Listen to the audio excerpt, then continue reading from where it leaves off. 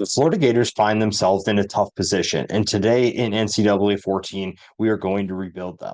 To make this challenge even tougher, we are going to put them in the new SEC with Oklahoma and Texas, and we are also going to add DJ Lagway as the starting quarterback. Graham Mertz is no longer the starter in this rebuild, and we're going with a young player with plenty of upside. So many different needs. We have multiple different players on this recruiting board. And so far, we have a lead on multiple of these prospects. And some good news early on is we have 3 recruits ready to visit. It's going to be tough when you have to face teams like Tennessee and Georgia every single year. And we start here with the number 11 Tennessee Volunteers. Florida shouldn't have trouble getting talent. It's just that we don't have a ton of talent on the roster. And defensively, that's really hurting us early on. Some missed tackles are allowing Tennessee to move the ball down the field. And Joe Milton is throwing some really nice balls to get them inside the 10, and later they punch it in. Early in this video, we're seeing what DJ Lagway is capable of doing. Throws a nice dime to Caleb Douglas over the middle for a touchdown. And later, when we're down 10-7,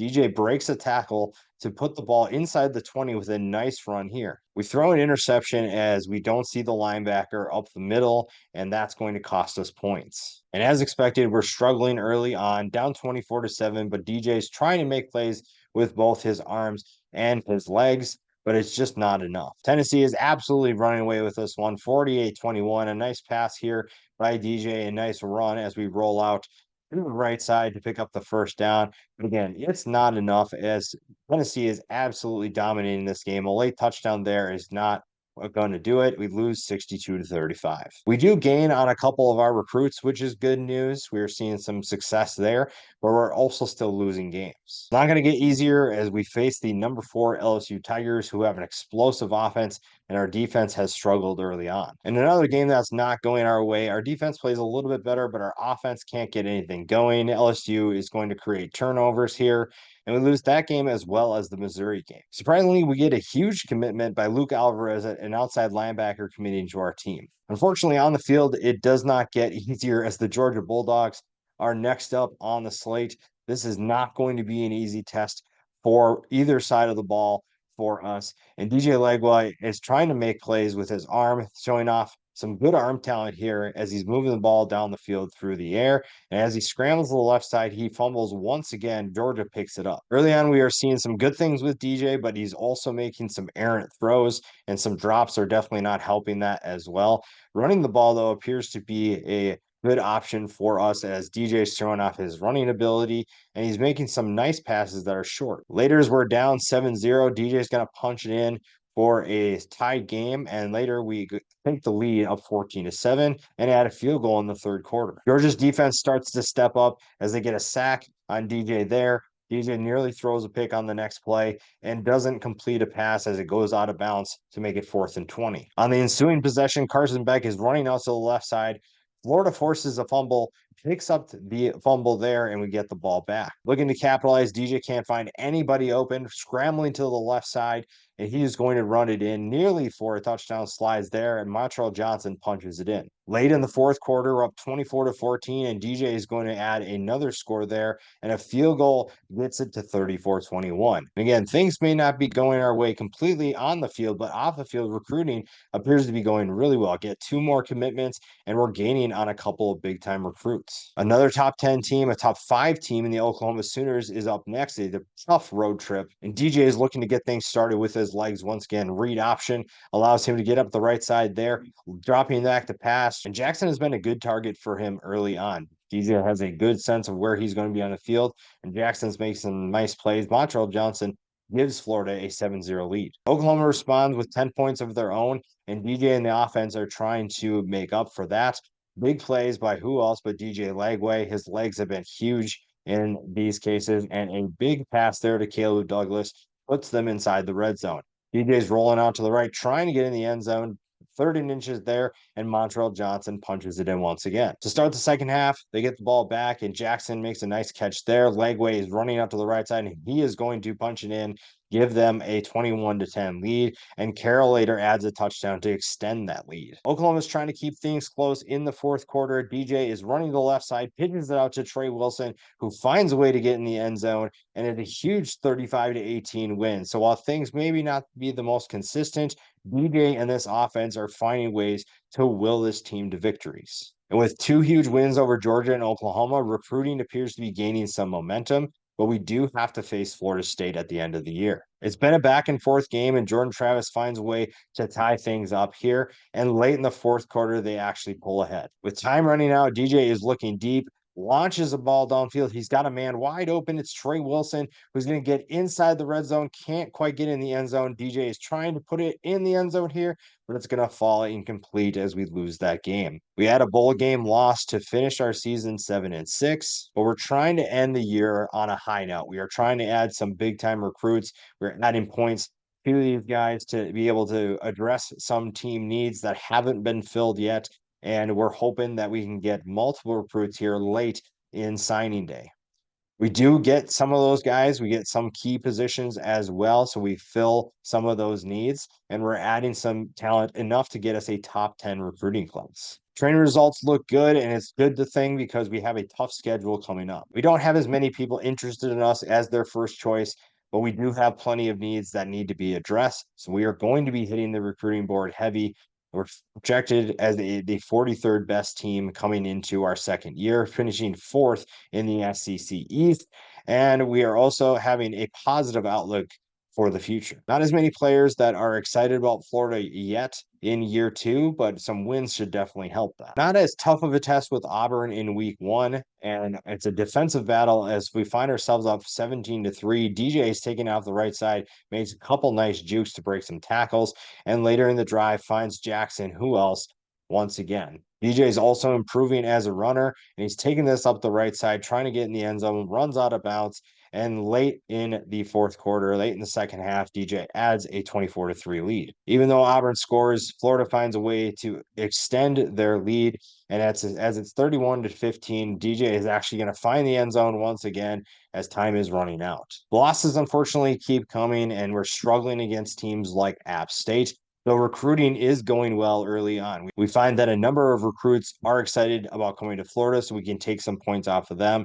And our losses continue, but the recruits keep committing. As we sit 2-2, we're facing an underrated test in Kentucky. And we're off to a tough start as we're in our own end zone. DJ is going to run the ball to the left side, makes a juke there, and it gets tackled. Later, he's going to drop back to pass on some play action. A nice play call. Burke breaks the tackle there, almost gets inside the red zone.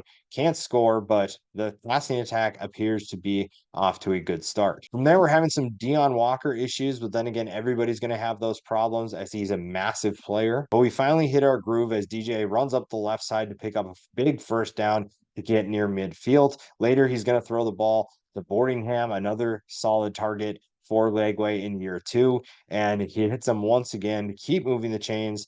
And once again on the right side, just a very efficient drive. It unfortunately ends in a field goal. It's a back and forth battle from there as Kentucky answers, with Florida responding as well. And we're in the fourth quarter, down 20-17. Lagway is trying to pick up some big yards. On 3rd and 10, throws it deep to Trey Wilson, who comes up with a huge play. Trey Wilson so far has been our big playmaker when we need it the most. And later in the drive, Lagway will find his receiver, Andy Jean, on the left side for a touchdown. Defense gets a stop. It's 24-20. We're in the lead, and Lagway is having a big day as he breaks off another big run to help secure the win. Another familiar foe as the LSU Tigers are once again on the schedule. Number 12 LSU on the road. We're down 4, and DJ is taking matters into his own hands. Nearly breaks this off for a big run for a touchdown, but later Webb punches it in. LSU is driving down 3. Garrett Nussmeier finds his receiver over the right side on 4th and 7. Later in the drive, Nussmeier finds his receiver on the left side,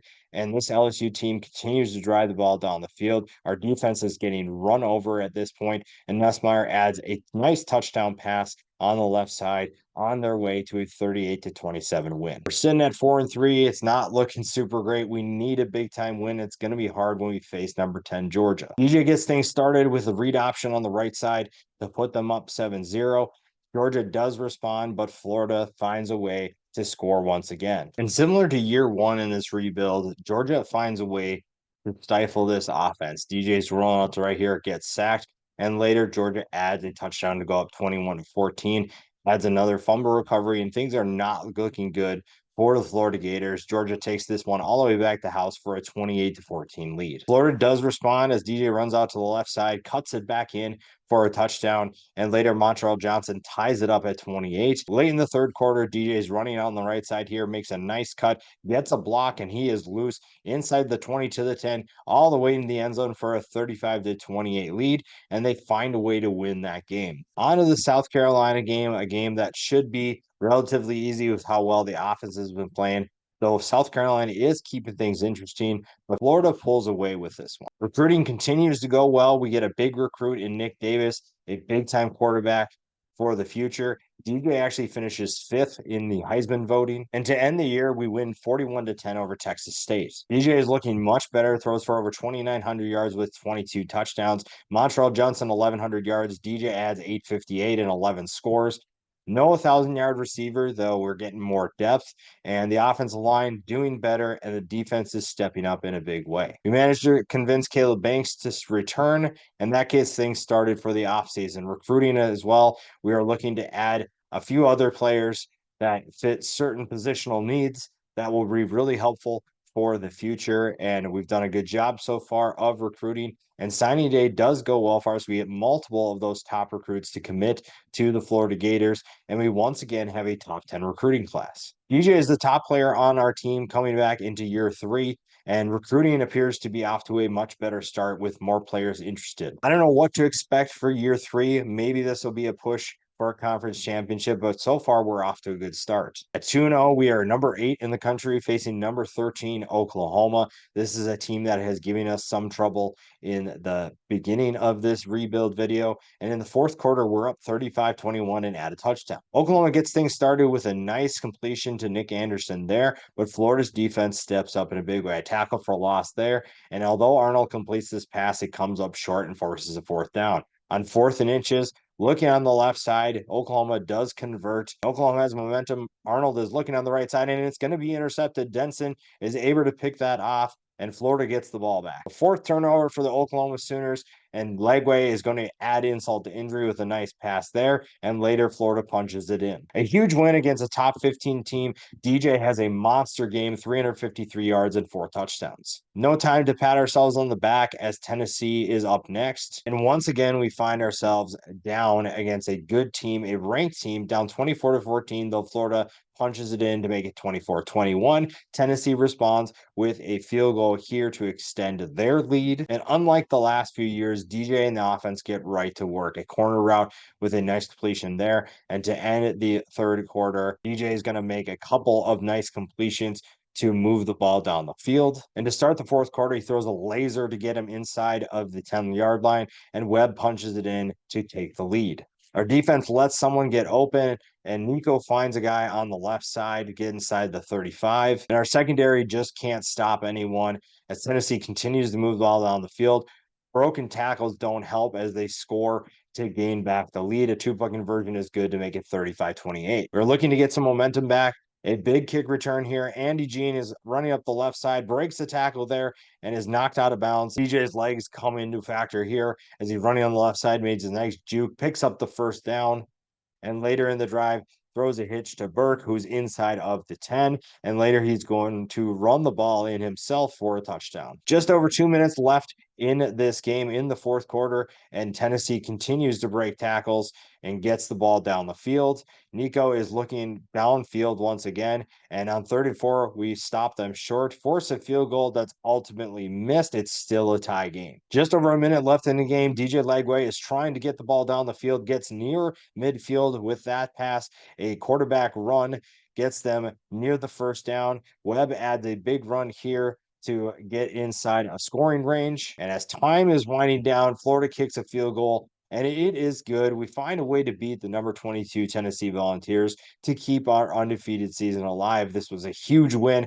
another comeback win for a team that continues to be resilient. Another tough test as LSU is once again on the schedule, a big time game, and Florida finds themselves down 31-14 as the third quarter nears an end. To start the fourth quarter, a touchdown there. We add a safety later in the game, and we find ourselves down 8 in the fourth quarter. DJ throws a nice ball over the middle to Trey Wilson, rolling out to the left side here, throws an absolute dart to Boardingham to pick up a big first down, and continues to make some really acrobatic throws. And later he does punch it in with a 2-point conversion, good as well, to make it tied at 31. Game goes to overtime, and Lagway and the offense get things started with a big run to pick up a first down. Read option is our best friend. Lagway picks another first down there, and on first and goal, he's going to basically walk in for the go-ahead score. And to surprise a lot of people, we decide to go for two, and Webb punches it in to give us an 8-point lead. Nussmeier and the offense looking to respond, throws a nice corner route on 4th and 7, and looking for his guy on the right side, nearly picks up the touchdown there. And later they do punch it in, a big time score for LSU. Unfortunately, on the 2-point conversion, Nussmeier can't find anybody downfield and does get sacked to secure the win for Florida. No time to get too excited. Another big test as the number 16 Georgia Bulldogs are on the schedule in a tough matchup. Kick a field goal and add a touchdown to go up 17-3. Florida adds another touchdown with a nice pass by DJ there. And on the ensuing drive, Gunnar Stockton throws an interception. Johnson picks it off, a huge momentum swinger in our favor. DJ and the offense are looking to put a dagger into the Georgia Bulldogs. A nice pass to Gene there, a corner route to Boardingham as the first half is winding down, and then an absolute beauty of a play call as two guys are wide open. Burke catches the ball to punch in for a 31-10 lead. To start the second half, DJ throws an absolute cannon downfield, and as it's 31-10, Florida extends their lead and gets a huge win. Make it all the way to the SEC championship game. The Texas A&M Aggies are in our way here, and it's been mostly a defensive battle as Florida has struggled to move the ball down the field, through the air, and on the ground. Texas A&M is making things very difficult, forces a punt in the fourth quarter. DJ is trying to do things himself as well to keep this a one-score game, maybe even extended that lead, and we get a field goal here late in the fourth quarter. Texas A&M and Connor Wegman are doing everything they can to continue making this a close game. Nice pass on the right side there. Throwing over the left side is nearly caught for a touchdown, but it's dropped.